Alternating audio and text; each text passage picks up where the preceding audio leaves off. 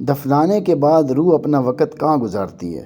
دفنانے کے بعد روح اپنا وقت آسمان پر گزارتی ہے یا قبر میں یا دونوں جگہ؟ اس بارے میں روایات بھی مختلف ہیں اور علماء کے اقوال بھی مختلف ہیں، مگر تمام نصوص کو دلائل کو جمع کرنے سے جو بات معلوم ہوتی ہے وہ یہ ہے کہ نیک روحوں کا اصل مستقر علیین ہے، مگر اس کے درجات بھی مختلف ہیں۔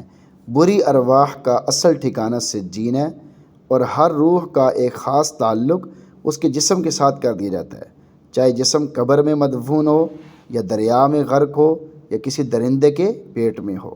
الغرض جسم کے اجزاء جہاں جہاں ہوں گے، روح کا ایک خاص تعلق ان کے ساتھ قائم رہے گا، اور اسی خاص تعلق کا نام برزخی زندگی ہے۔